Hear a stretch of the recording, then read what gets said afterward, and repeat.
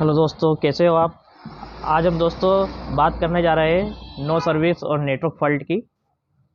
तो दोस्तों इसके लिए अगर आप सबसे पहले हमारे चैनल पर न्यू हैं तो हमारे चैनल को सब्सक्राइब कीजिए और इसे ज़्यादा से ज़्यादा शेयर कीजिए ताकि और भी लोगों के पास हमारा वीडियो पहुंच सके। चलिए दोस्तों स्टार्ट करते हैं वीडियो हमारा। दोस्तों हम आज बात करने जा रहे हैं नो सर्विस की।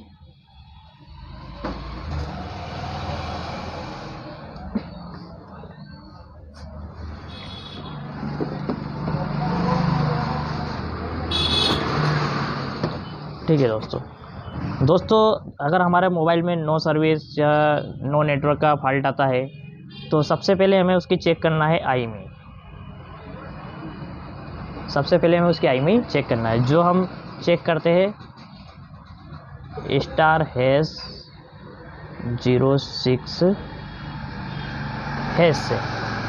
ठीक है, अगर हमारा IMEI नहीं बताता है तो हमें आगे उसका सेटिंग में जाकर बेसबैंड चेक करना है। अगर हमारा बेसबैंड अननोन आता है, तो हमें सबसे पहले उसमें करना है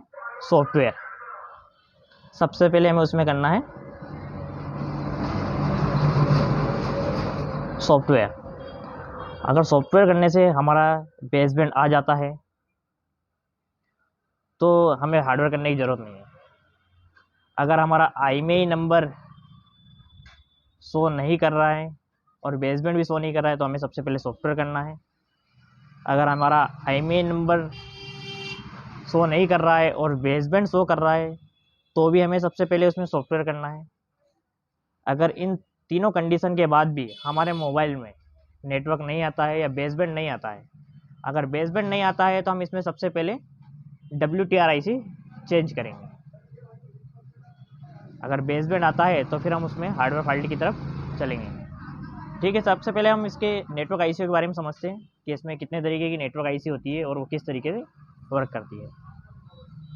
इसमें आपको एक 2G IC देखने को मिलती है जो इस तरीके से होती है।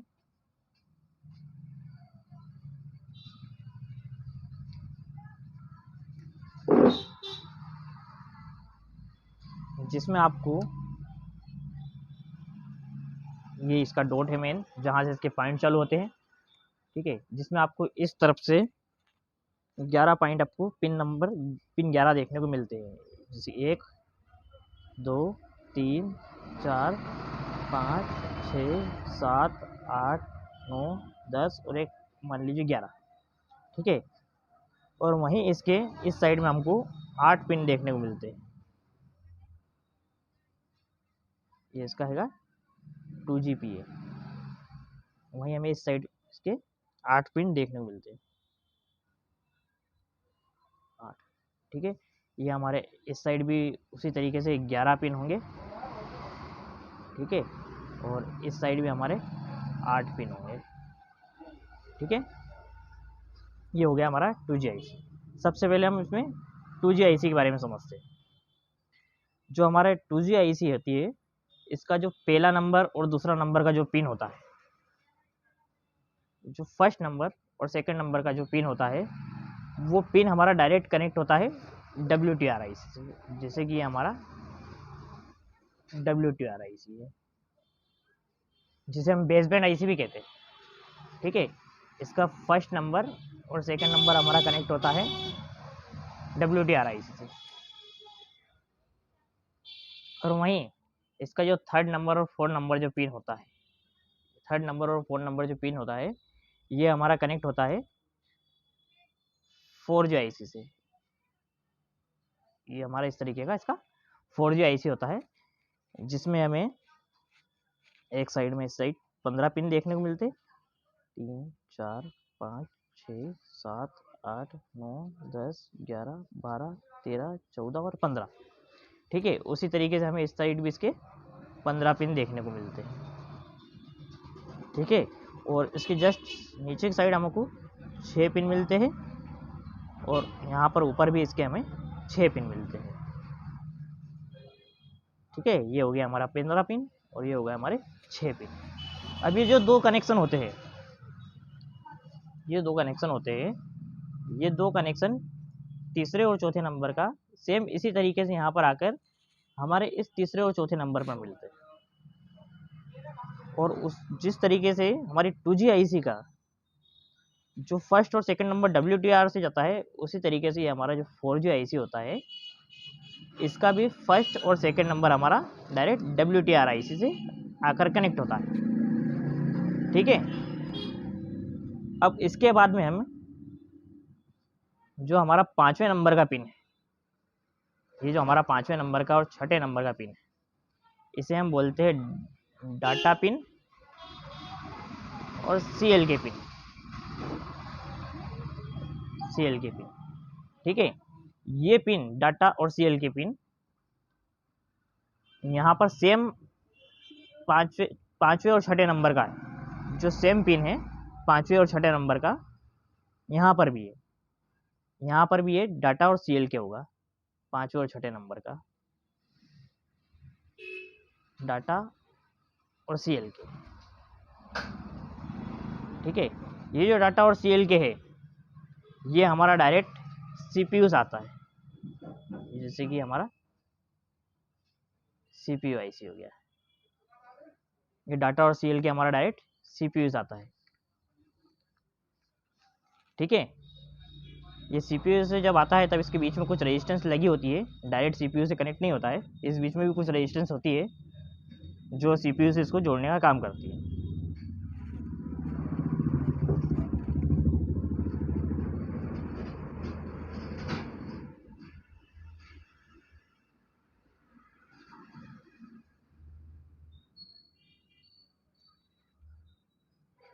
अब इसके बाद में हम इसके पिन नंबर 7 की बात करते हैं।